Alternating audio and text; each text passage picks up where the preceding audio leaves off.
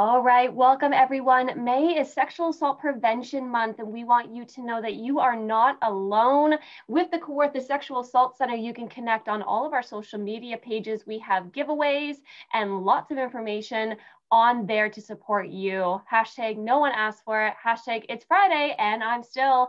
Hashtag still need consent. We have a fantastic discussion that's going to be happening today. We are going to be talking about the intersections of sexual violence and race. And we are going to be having this conversation with no other than Angela Connors, the Executive Director of Community Race Relations Committee of Peterborough. Come on. Yeah, there we go. Come on and say hello, Angela. Welcome. Oh my gosh. Thank you for having me today. Yeah, made me chuckle with that introduction. I'm so happy. We've been watching all the It's Friday and I'm Still interviews that are happening on CRRC's Instagram. I guess, but before we even get into that, because we're going to go way off track here, can you talk about the work that you do with CRRC and your role there? Sure. So I am the Executive Director for the Community Race Relations Committee here in Peterborough. And as up until this week, I was the only staff person. So my work there is basically anything that you can think of. Yeah. From the administrative pieces to actually doing programming. My big thing that I do, which I feel I am the most impactful with, is around workshops and education pieces around anti-racism, anti-oppression. And so this topic is very appropriate as we're talking about intersections, which I'm always, trying to help people to kind of understand exactly what that means. Mm-hmm.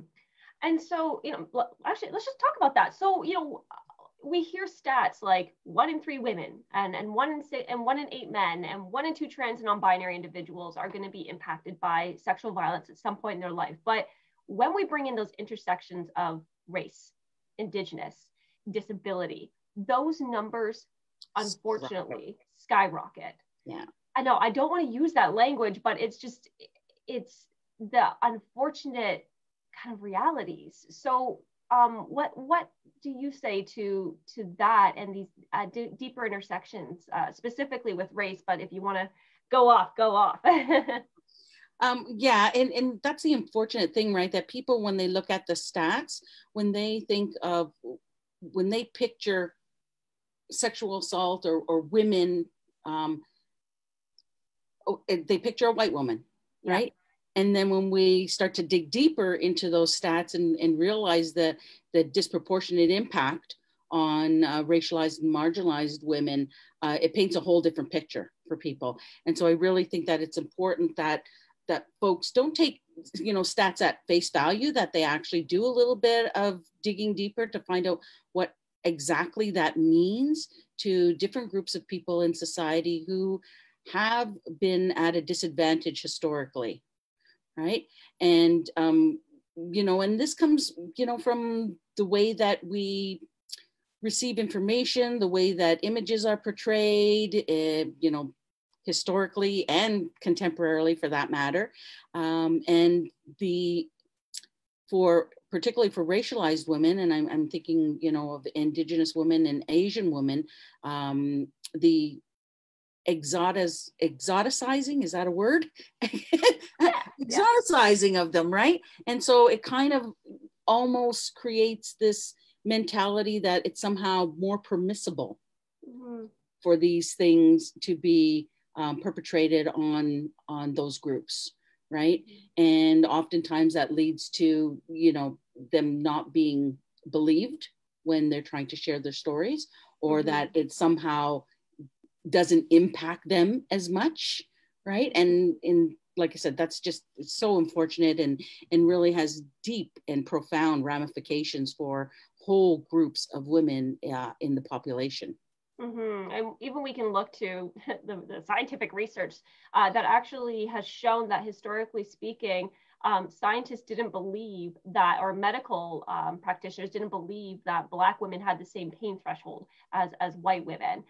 To start, we can look at all the health injustices that have impacted Indigenous women and still continue to do so. I'm not saying that we're exonerated because that's historical. This is still happening right now, especially in more northern communities. So you do presentations about anti-racism, anti-oppression. And I guess my question is, what has changed over the last year with the COVID-19 pandemic? What has changed over the last 6 months with the, I guess, the re-rising of Black Lives Matter and Stop Asian Hate? What has changed for you in how you approach these presentations, or maybe the requests being made? Well, I think it's something that I've always continued to do, but obviously much more present now, is the fact that, you know, we can't just think about these things in a historical context, right? That they are very much happening now, every day, to women, and that, you know, to frame them in something that happened in the past is just serves an injustice, right? Like it doesn't make any sense. And with the COVID, I mean, the one thing that it really started to, I guess, not initially, it didn't seem so, but then as we kind of went on, and then it kind of had this convergence with the Black Lives Matter resurgence and all of that, that people are really starting to go, it does seem to be impacting different groups differently, right? So there seems to be a much more awareness.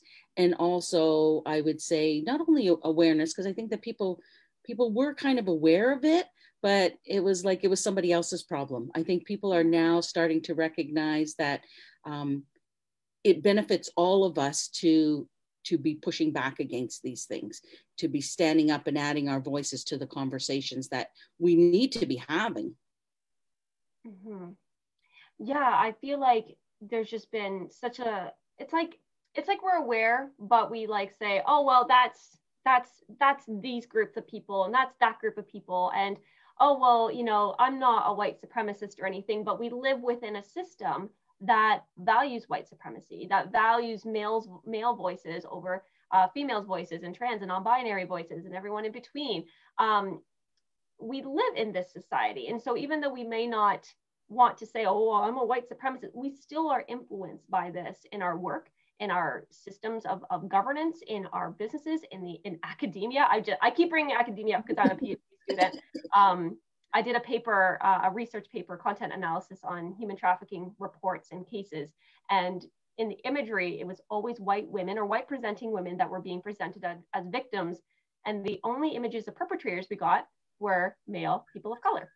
Of course. It's not, public knowledge yet. It's not, but anyway, it's just really, it's there, but it's like, I wonder, people try to act like it's not there because it's uncomfortable to deal with and uncomfortable to think about, that something that we do every day can actually have negative implications on others. And that's a really uncomfortable space to be in. So how do you manage that discomfort as a facilitator? Yeah, wow, that's a fully loaded question there for sure, right? But this is something that I'm always struggling with in the workshops, right? Is to get people to understand, and this kind of goes back to the, being non-racist versus not a racist, being anti-racist, right? And you're absolutely right. Getting people to kind of recognize that they are part of those systems and institutions that perpetuate these ideas and these messages. And so, really it is, for me, one of the things that I often tell people is that, when we talk about systemic racism or institutional racism, we have to remember that within those systems and institutions, there's individuals, there's you and me, we're in those systems, right? And so, and at the end of the day, we only have control over how we deal with it, right? We can't be concerned about this good, bad binary that, since I didn't, do that, then that's not me. I'm not a part of it, right? I'm not contributing to it. And so just to kind of help people to understand that the roles and responsibilities that we as individuals play in this bigger picture. Mm-hmm. Not always easy, not always easy. And depending on, you know, the level of awareness with groups, you know, sometimes you really have to start with baby steps, right? Just helping them to understand some of these broader concepts and terminologies and ideas around anti-racism and anti-oppression, so that then they can hopefully kind of dig deeper into what that means for them as individuals. Mm-hmm. And with this being Sexual Assault Prevention Month, I'm curious, what does Sexual Assault Prevention Month mean to you? What does it mean to the work that you're doing? Yeah, when you asked me to do this, you know, it's interesting that although, you know, obviously it's the intersections, right? So it is a part of what I do, but I actually started to think about it on a personal level, right? And it brought back the story for me of when I was younger and my mother being like really hyper vigilant when I was around older men, and I didn't understand it, right? And sometimes it was frustrating for me because, you know, like for instance, you know, my godfather was somebody that I grew up with and that was part of our family and that we trusted, but still in the back of her mind was this idea that she needed to protect me. She needed to be hyper aware that even with folks that were trusted part of our community or our family, that she couldn't let her guard down.